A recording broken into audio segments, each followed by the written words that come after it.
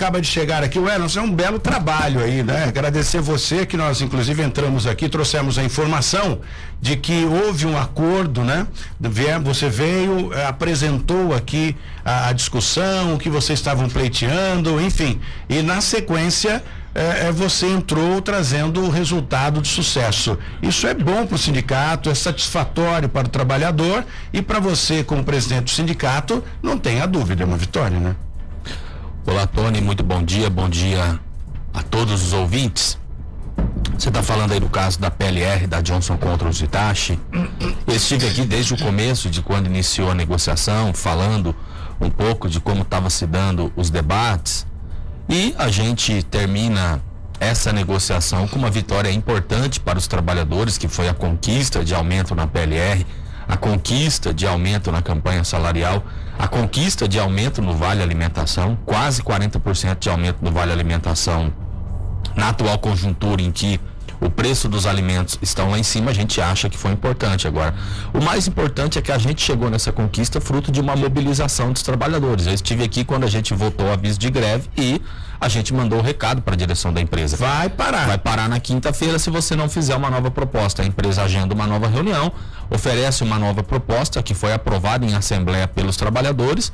Não é aquilo tudo que o sindicato esperava, na nossa opinião. Eu apresentei aqui os estudos que nós temos do aumento da lucratividade da empresa, mas porém, começo, né? Aumentou e os trabalhadores aprovaram, e o mais importante, os trabalhadores saem de cabeça erguida sabendo que chegou naquele valor, fruto da nossa luta, fruto da nossa mobilização, que se dependesse da empresa, os valores pagos seriam bem inferiores àqueles que nós conquistamos. Nós fizemos a conta que realmente era um absurdo. Então hoje, não vamos dizer que supriu 100%, mas dá para continuar vivendo até a próxima negociação, né? Não, exatamente. E a gente inicia agora a negociação da PLR com toda a nossa categoria.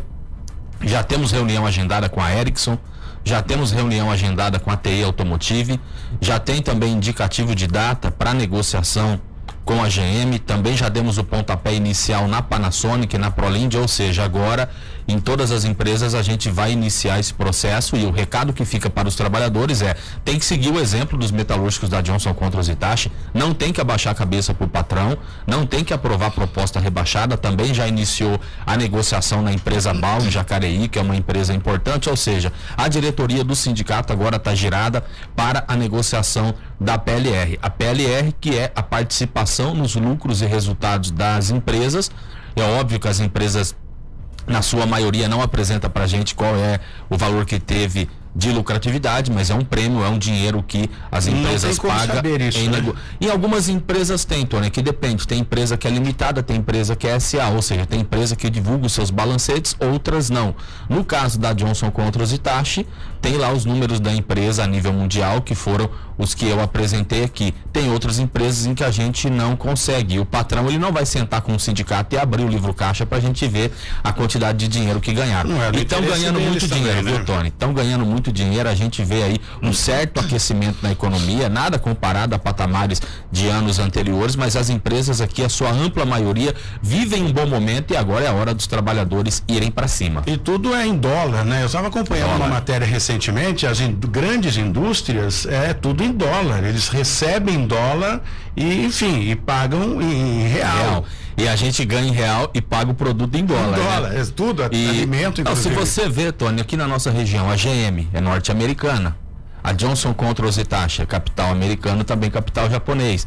Nós temos a Latecoère, que é capital francês. Nós temos a Parker, que é capital americano. Uma boa parte das empresas são italianas, são alemãs. Então, isso que você coloca é importante, porque às vezes você conta, poxa, se a empresa fornecer X de PLR, que é o que o sindicato está solicitando, vai dar 3 milhões de reais. Vamos transferir isso para dólar, vamos transferir isso para euro. É uma banana que a empresa está dando para os trabalhadores, é muito pouco. Então, é importante a gente fazer a comparação. E do lado de cá, até para o discurso político, porque a gente ganha em real, mas a gente compra gasolina em dólar, a gente compra o pão em dólar. Então, é importante a gente estar fazendo essa colocação também. E no que depender do sindicato, a gente vai estar na linha de frente organizando os trabalhadores com muita firmeza nessa campanha de PLR. Muito bem. E agora os trabalhadores gostaram. Teve o resultado aí? Conseguiu ver a expressão dos trabalhadores? Sim, a gente fez a assembleia e os trabalhadores de cabeça erguida, felizes e eles têm na cabeça isso. Chegamos nesses valores porque nós lutamos. Esse ano, Tony, tem uma negociação que talvez seja a negociação mais importante, que é com a GM. Por quê? A GM, a gente fez aquele acordo há 3 anos atrás, um acordo de validade de 3 anos, que estava a PLR, que estava também a campanha salarial. E a negociação daquele acordo que foi no ano de 2019 foi em uma conjuntura que hoje é completamente diferente. Vocês se lembram que a GM ela veio para a imprensa falando: eu preciso fazer um acordo de flexibilização. Sim. Se o sindicato não fazer, nós vamos fechar a fábrica. Toda uma pressão da sociedade. Estava aqui para perguntar a você que eles estavam para ir embora por conta disso. Então, esse era o discurso deles. O que o sindicato falou naquela época? Nós somos radicalmente contra o que a GM está propondo. Porém, no nosso sindicato, a gente trabalha com a democracia operária, ou seja, são os trabalhadores que decidem em assembleia democrática se o sindicato assina um acordo ou não. E na assembleia, a ampla maioria dos trabalhadores assinaram o acordo. E nós falamos: vocês vão fazer a experiência, daqui 3 anos a gente conversa. Venceu esse acordo. E hoje a GM ela está numa situação completamente diferente. Por quê? A GM no ano passado ela realizou 600 contratações. A produção na GM está bombando. E a GM, com essa flexibilização, esses 600 trabalhadores entraram ganhando um salário inferior ao salário que os trabalhadores geralmente têm lá. Ou seja, com esse salário baixo, esses 600 que ela contratou esse ano, com certeza vai ir para a luta, porque o salário que está ganhando é muito baixo. Como é que você tem esse feedback de que a empresa está faturando, a empresa está de vento em popa? Pergunta: se você hoje for comprar um carro, você consegue ir lá comprar e já retirar? De forma nenhuma, é 3 meses. 3? Está demorando até 9. A GM aqui em São José, ela não fabrica carro popular. A GM fabrica S10 e Trailblazer, carros para executivos. Exatamente. E exporta bastante. E quem sabe dizer a quantidade de carro que está saindo lá na linha ou não, são os próprios trabalhadores. E nós temos os dirigentes sindicais na fábrica que fazem aí um ótimo trabalho junto com os ativistas, e as informações que a gente tem é que a produção ela está bombando na fábrica. E você trabalhar numa montadora fabricando o S10 e você receber lá cerca de R$2.000 por mês, não dá. Então, neste ano, a gente viu os metalúrgicos da GM de São Caetano no Sul, que na campanha salarial do ano passado fizeram a luta principalmente por conta desses baixos salários. Então, este ano, a gente senta para negociar com a montadora numa situação completamente diferente do que foi há 3 anos atrás, porque a gente falava: a GM está ameaçando ir embora, isso aqui é uma chantagem com o trabalhador. E a gente vê a realidade no dia de hoje, que a produção que é feita aqui na planta de São José, a gente vê a crise da falta de semicondutores. Então, quando isso normalizar, com certeza a produção vai bombar mais ainda. Era você já o presidente nessa época, não? Já era o presidente. Então, eu acho 2019. Que houve aí, gente, uma flexibilidade também do sindicato. Por quê?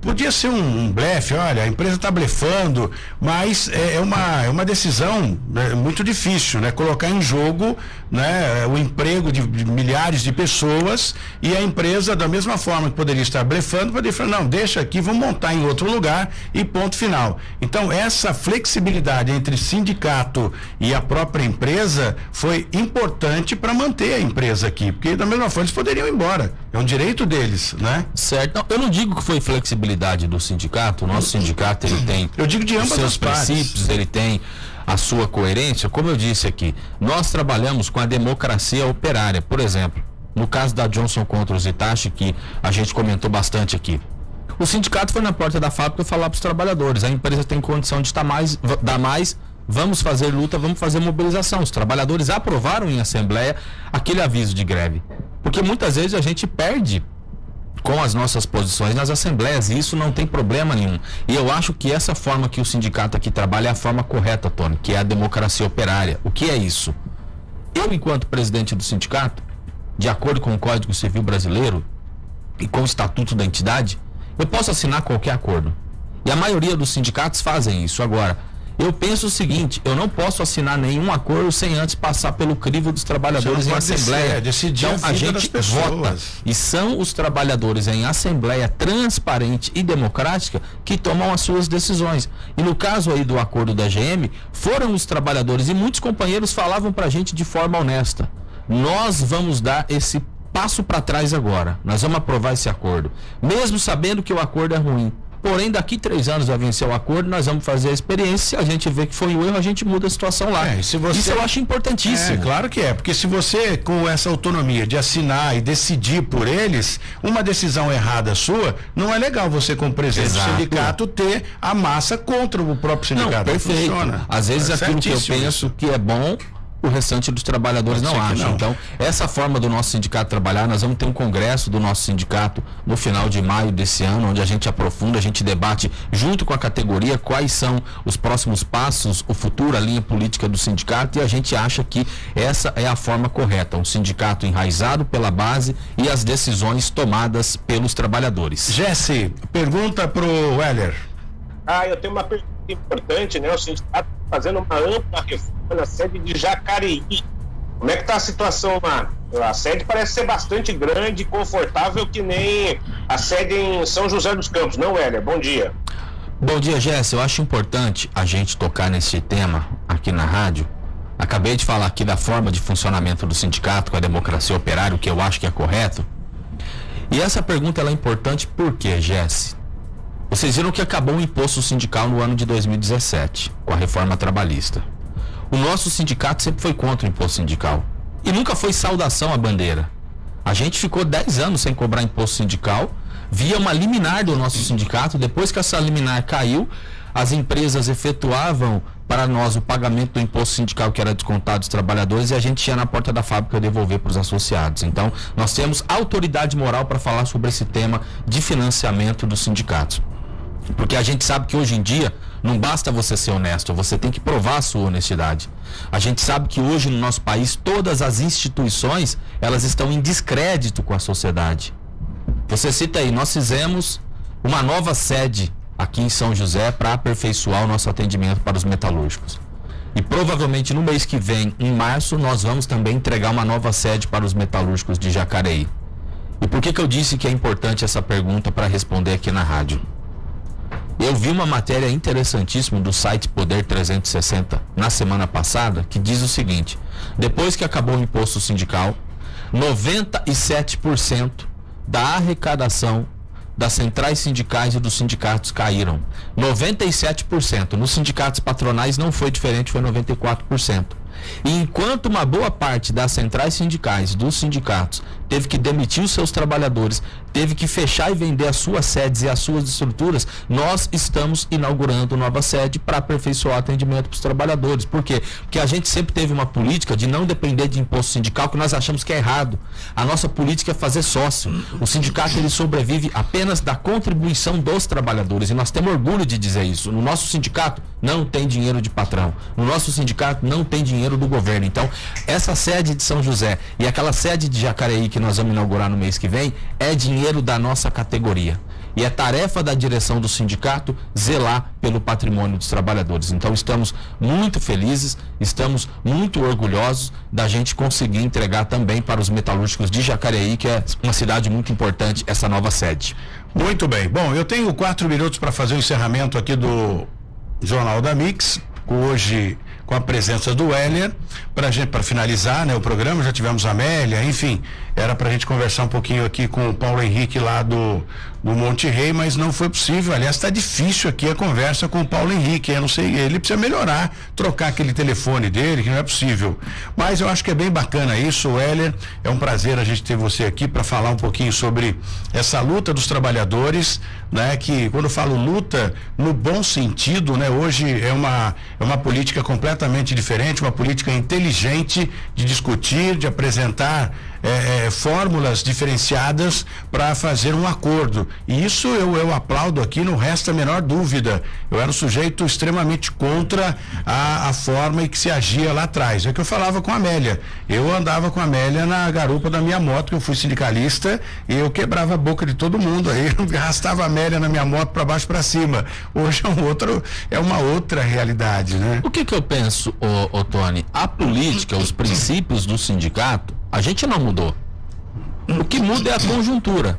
A conjuntura na década de 80, ela é uma conjuntura diferente da conjuntura que a gente tem hoje. Na década de 80 você tinha que fazer lutas mais radicalizadas, até porque a gente estava numa ditadura militar e lutando pela redemocratização do país. Hoje a gente vive uma situação diferente, em que pese que a gente tem um governo de ultradireita que faz discursos golpistas. A gente viu, não sei se você viu, não vai dar tempo de desenvolver aqui no programa, teve uma greve dos motoristas de ônibus em São Luís, no Maranhão, na semana passada, e a justiça mandou prender toda a diretoria do sindicato, não foi só o presidente, falou prende todos. Então, a gente só via isso na ditadura militar. Então, hoje a gente ainda vê alguns absurdos. Foi assassinado o presidente do sindicato também dos condutores da cidade de Campinas, e a gente tem que sempre repudiar qualquer tipo de situação dessa. Então a luta do sindicato não mudou, os nossos princípios não mudaram, a nossa ideologia é a mesma, o que muda é a conjuntura. E eu acho que uma boa parte das empresas aprenderam com o número de greve, o número de mobilização, e sabendo que o sindicato é combativo, como no caso da Hitachi, ia ter greve, a fábrica ia parar, ela sabe disso.